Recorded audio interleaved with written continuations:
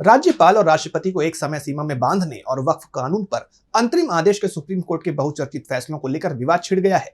BJP के नेताओं में सर्वोच्च अदालत के फैसले से असहजता साफ दिखाई दे रही है और इस पर उनकी तीखी प्रतिक्रियाएं भी सामने आ रही हैं। बीजेपी के दिग्गज सुप्रीम कोर्ट पर ही निशाना साध रहे हैं, जिसे लेकर विपक्ष हमलावर है। तो क्या है पूरा मामला, आइए देखते हैं इस रिपोर्ट में।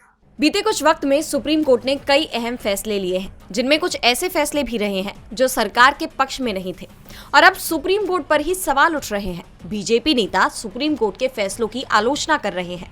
इसी कड़ी में बीजेपी सांसद निशिकांत दुबे के बयान को लेकर बवाल मच गया है, जिसे लेकर विपक्ष ने आपत्ति जताई है।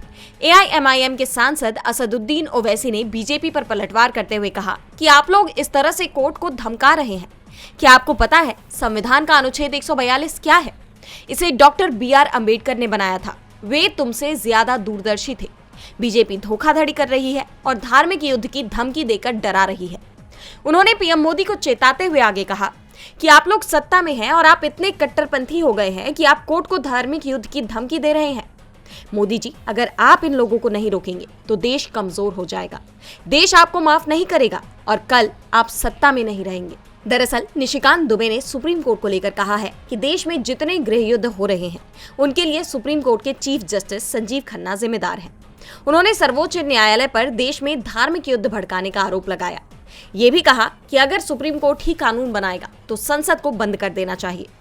कांग्रेस महासचिव के.सी. वेणुगोपाल ने बीजेपी सांसद के इस बयान को कोर्ट की अवमानना बताया है। उन्होंने कहा कि यह साफ तौर पर संविधान के उल्लंघन का मामला है, इसे हल्के में नहीं लिया जा सकता।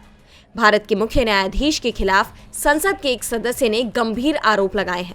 ये लोकतंत्र के खिलाफ सबसे बड़ी कार्रवाई है। स्पीकर और कोर्ट को इस पर कार्रवाई करनी चाहिए। आपको बता दें कि इससे पहले उपराष्ट्रपति जगदीप धनखड़ ने भी सुप्रीम कोर्ट को सुपर पार्लियामेंट न बनने की बात कही थी, जिसकी काफी आलोचना हुई थी। साफ है, बीजेपी सांसद के बयानों ने पार्टी को मुश्किल में डाल दिया है। अब इस पर कोई कार्रवाई होती है या नहीं, ये देखने वाली बात होगी। डीबी लाइव की रिपोर्ट।